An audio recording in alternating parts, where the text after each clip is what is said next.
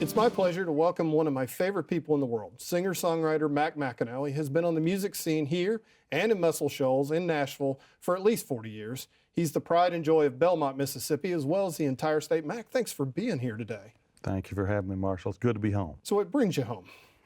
Well, I'm receiving an award I didn't know existed. Yeah. I'm available for several awards that I don't know exist, but I'm a proud Mississippian every day, but turns out that there is a Mississippi Institute of Arts and Letters. I'm even prouder to know that. That is cool.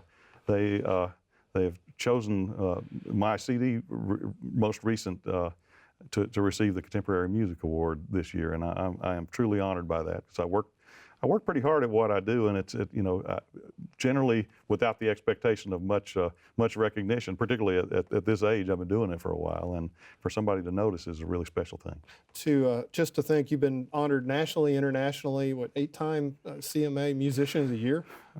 That's incredible. I have demanded a recount every single year, but somehow or other they've given that to me, and I'm truly grateful, because I'm not the guy who plays the fancy guitar solo on records. Right. I'm the acoustic player who plays under the first verse before the full band comes in usually. Yeah. And George Strait sings, and I play a little bit, and then the drums come at the chorus, and everybody starts waving their arms, and that's how that works. But it is truly an honor to be voted on by folks that do the same thing that I do. For someone to see merit in how you go about your business is a good feeling. But now you're being honored at home, and you think about your career. I mean, it truly started here in Belmont. Oh, absolutely, no question. That my full subject matter was all Belmont, and even though I wrote some things that turned out to be accidentally universal, when I wrote Back Where I Come From, I was only writing about one water tank, and it was the water tank in Belmont that's painted white with a little cardinal on it, and that has Jerry Thorne's initials up on the, that was very specific for me. And when all these people around the country keep coming up and say, you wrote about my water tank, I did. I've never learned to take credit for that yet. I was just really writing about one water tank, and it's Belmont. But you think about it, Belmont was kind of the center of the universe because it was near Iron City, Tennessee. It was near Muscle Shoals, Alabama. I mean, we're in the vortex. In the vortex, yeah. I mean, you truly were in a place where you couldn't really escape music, and on top of that, your mom kind of made your house the center of music for the town, didn't she? Absolutely. She was a piano player at church, and she volunteered for every wedding, funeral. We didn't have dances because it was illegal to dance in Tishomingo County. Right. This is probably widely known, but people watched Footloose and they thought it was reverse sci-fi or something, but it was. We couldn't have our junior senior prom. We had to go to Tennessee every year to cross the state line to have a junior senior prom because it was illegal to dance. I may be wrong, but didn't I see where they actually allow beer in Belmont too? That just happened. And that's why the polar bears are drowning, because that's. Oh yeah, it's Old Testament plagues are kicking up. Once again, it's not all climate change. It's partly legal beer in Belmont, Mississippi. But by 13 years old, you were already playing in honky-tonks. I went from church straight to the honky-tonk, and that's a natural progression. The church and the honky-tonk. Yeah, same crowd, right? Played to the same crowd both places. That was a surprise at 13, though. The guys in the audience were going. I was afraid to get off the stage. I was a piano player. They didn't let me play guitar back in those days, but we would take a break, and I would just lie down behind the piano because there were, people cutting each other just right there, and women punching each other out there. It was a frightening world. All the things that I'd heard that went on in honky tonks were actually going on, like right there. So that was my initiation, and I would go back to church and see the same folks, and we would nod and go.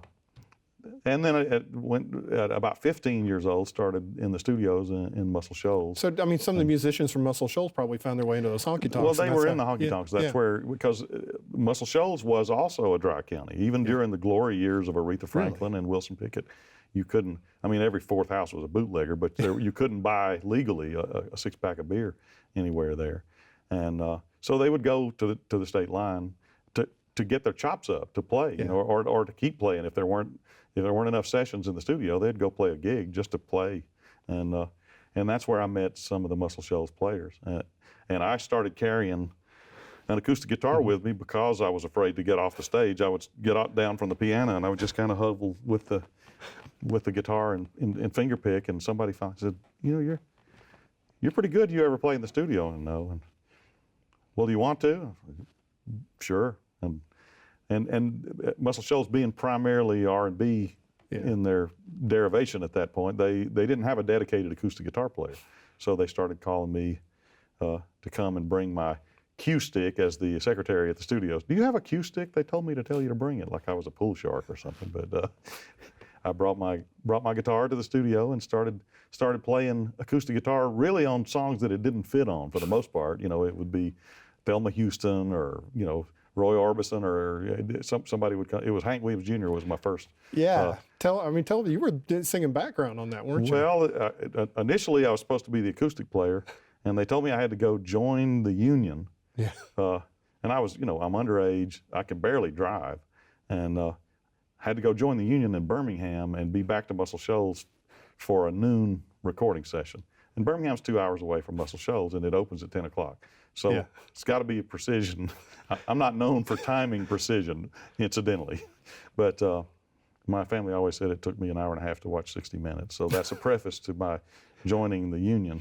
I drove to Birmingham and just happened to catch the stickler for the rules that was manning the office that day. And he made me watch the 45-minute fraternal brother, hold your hand on the Bible and swear.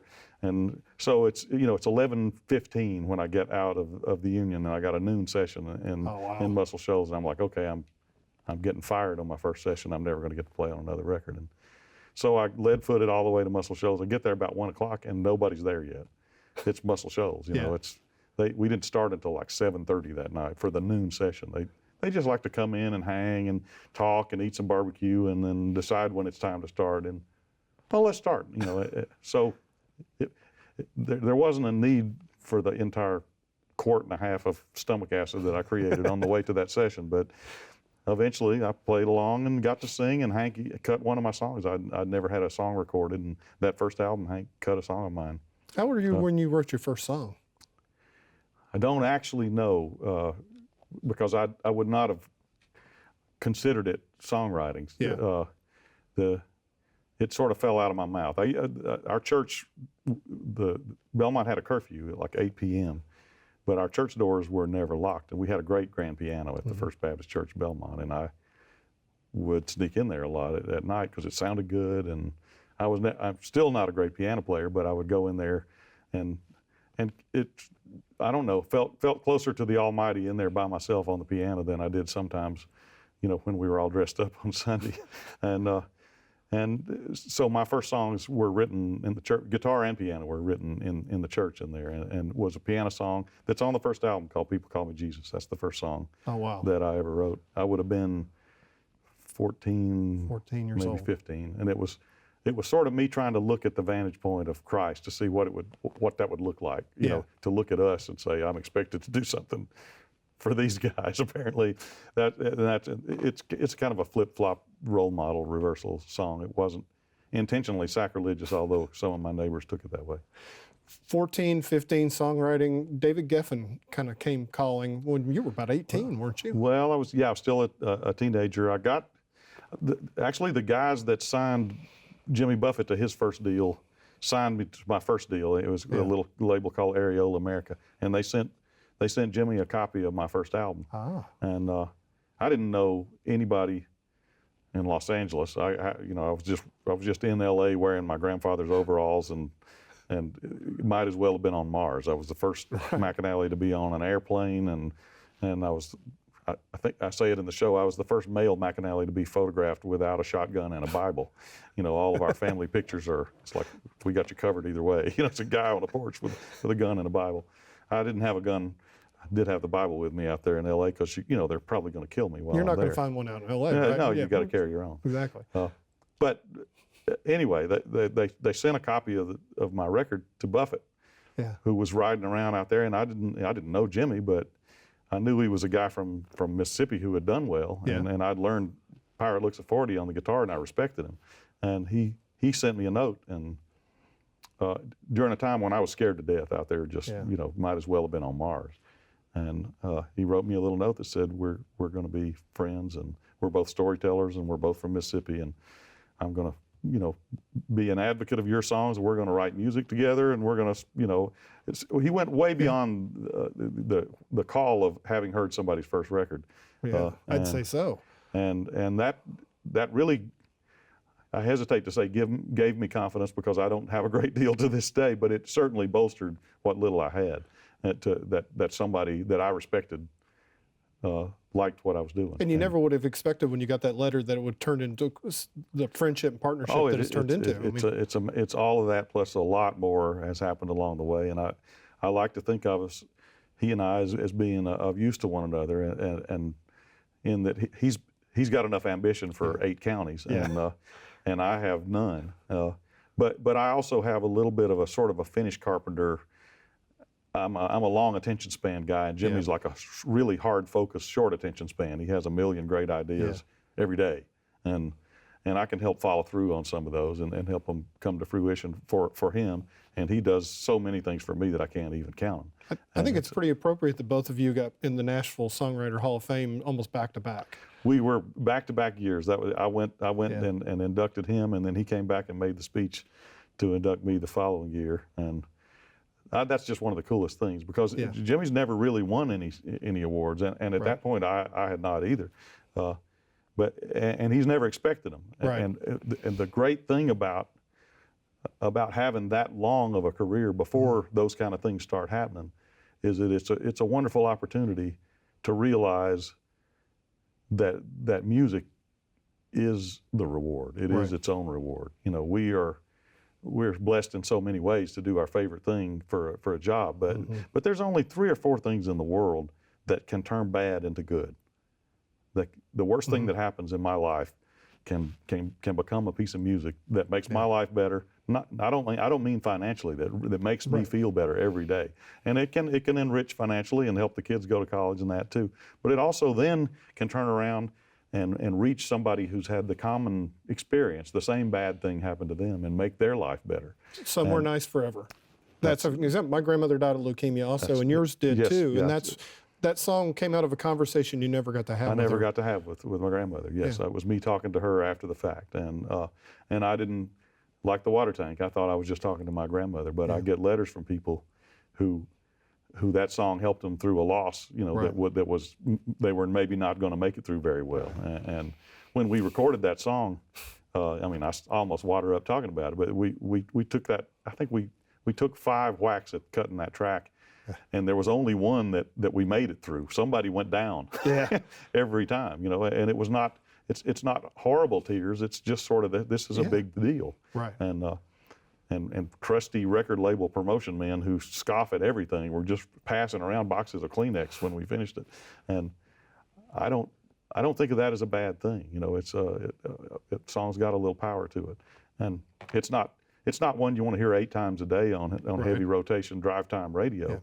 But when you need that song, it's of great use to you. It's a friend. It can turn bad into good. And the fact that I get to call a job something that can do that makes me happy every morning. Well, speaking of talking about jobs, when I was right after college, I became a high school janitor, and I discovered it's my job. And I needed a serious attitude adjustment about that time. And because you had been on Highway 25 and in the hot summer. I got my adjustment there. Exactly. But I mean, that song resonates even after all these years. It really does, and I get asked to play it at motivational seminars for corporations and things like that. And when Jimmy started his relationship with Walmart, they carry his the Margaritaville shrimp and the frozen foods and several of his products. He went and played a little concert by himself for the board of Walmart, and being the showman that he is, Lee Scott was the chairman at that time. His wife was at the board meeting, and he played his set, and they were going crazy. And he said, "Okay, last song. Mrs. Scott gets to choose the last song for the show." And she said, "Oh, that's definitely. I'm choosing It's My Job." And Jimmy didn't write It's My Job, and he doesn't hardly ever play it without me there. I mean, it's a kind of an intricate guitar part, and so the people who were there with him was like, "Okay, what's Jimmy going to do?"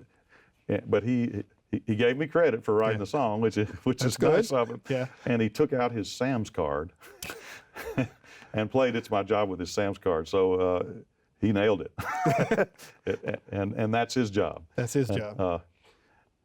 But people come up all the time and say, bad day at work, I play that song, it makes my day better. And even people who get it wrong still get a good message. My banker in Muscle Shoals, I'm going through the drive-through bank one day.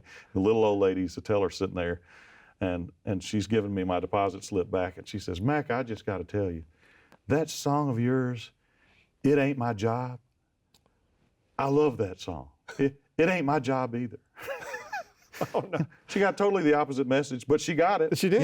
It meant something to her, so I'm grateful. I didn't feel like correcting anything. I hope she did a better job counting your money. One would hope that was her job, the money counting. Let me talk about this. Like I said maybe a little bit earlier, I mean, I don't think your songs could have come out of any other person because the fact you're from Belmont, it's just who your mother was, the walk that you've walked, and all your songs are incredibly personal and incredibly deep, but they all tell stories. I mean, talk about your songwriting process. Do you have to sit there and labor over your songs, or do they just sometimes just pop in your head? It's a little bit of everything, but I was blessed in Belmont to sit among really some excellent storytellers. Yeah. The old guys who sat on the park bench and whittled and exaggerated as a job, basically. The Barneys of the world. The Barney was the king of those. Yeah. In my hometown. And I was sort of told not to spend time around them, and sort of sat at their feet, a great deal of many afternoons, and listened to them talk and learned quite a bit about the rhythm of storytelling. There's a rhythm to storytelling, and there's melody in conversation.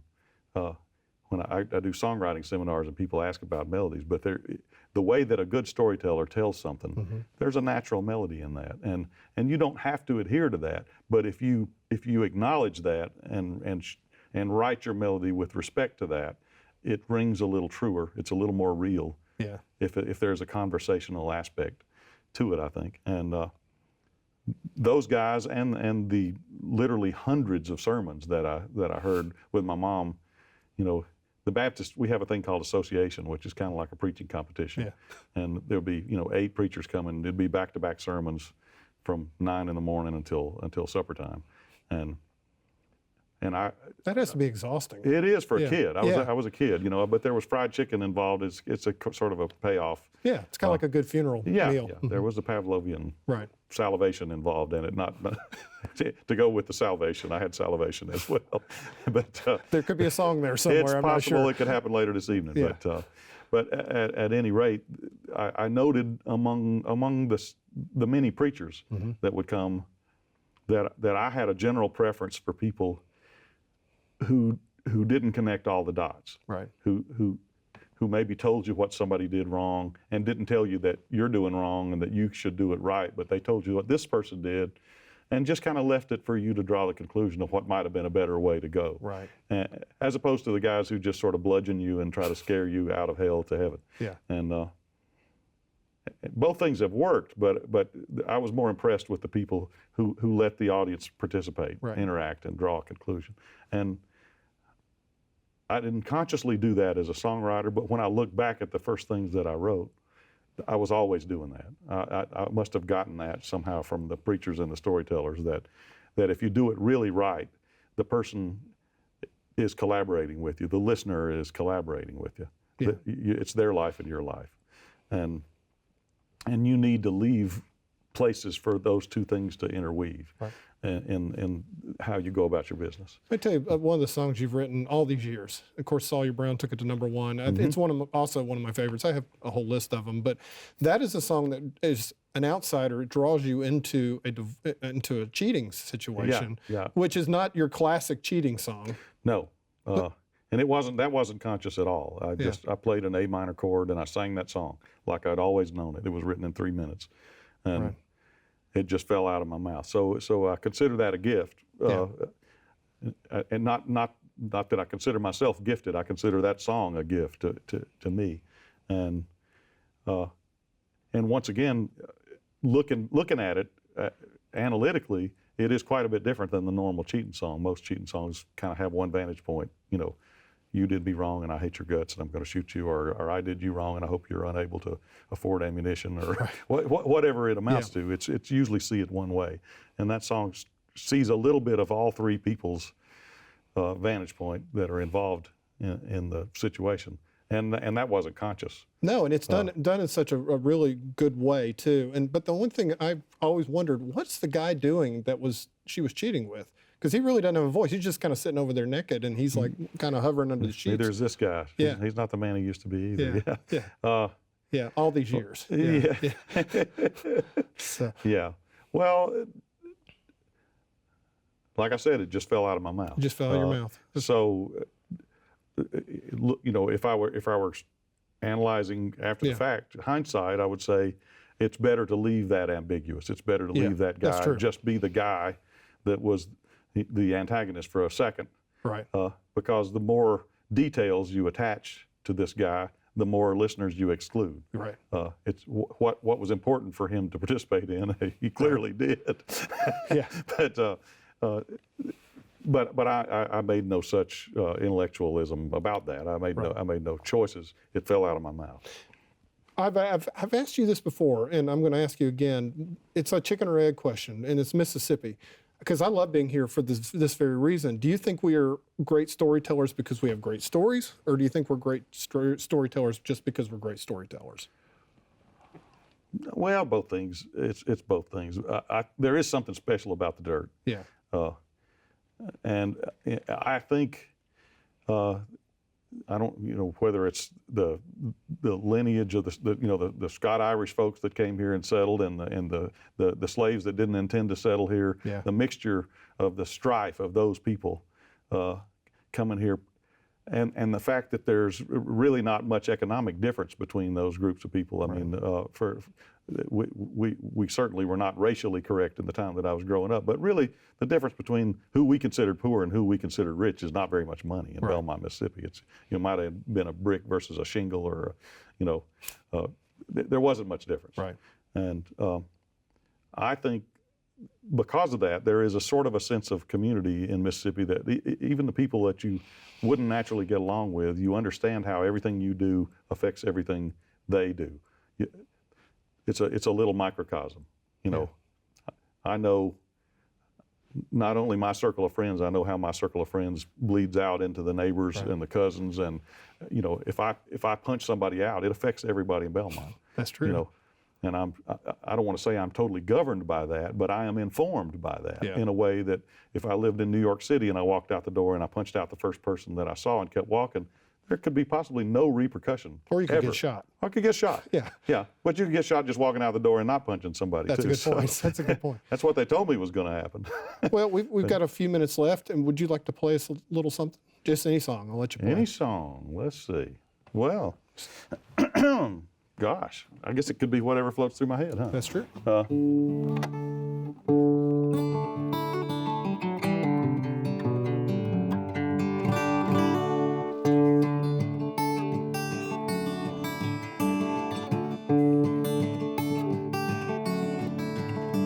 There's a knot in my stomach, I've been there so long, I barely notice it till I'm alone. All my friends tell me, though it can't be true, that knot in my stomach is there 'cause of you. I'd like to believe it was something I ate in Dallas in 1978. Raw oysters, and a barbecue plate. Now the doctor won't tell me the right pill to take. Said if you never knew love, well, I might be wrong. But if you had true love and it's come and gone, I'd have to say there's a good chance that and that knot in your stomach is what it left you. Now you can take it from me, son, 'cause I've got one too.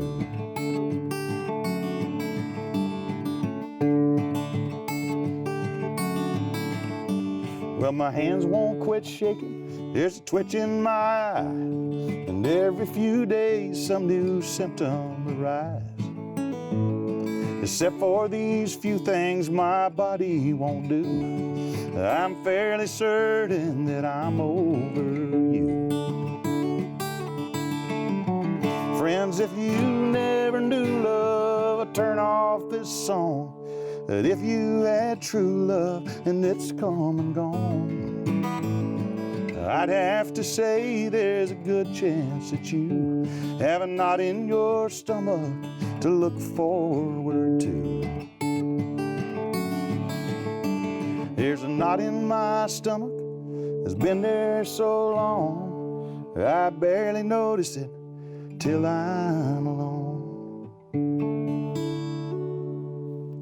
McAnally. The new CD is AKA Nobody, which is fantastic, I might say. Thank you very much. I've enjoyed every single song. I appreciate you coming home and stopping in and spending a little bit of time with us today. It was a joy to come home, Marshall. Thank you for having me. You know, the only problem I think we've had with this interview is just way too short. Well, I just realized why knots jumped in my head is because of the barbecue we ate on the way down. Oh, really? See, now you know how the greatness happens. It's all physics. Exactly. That's how songwriting happens, right?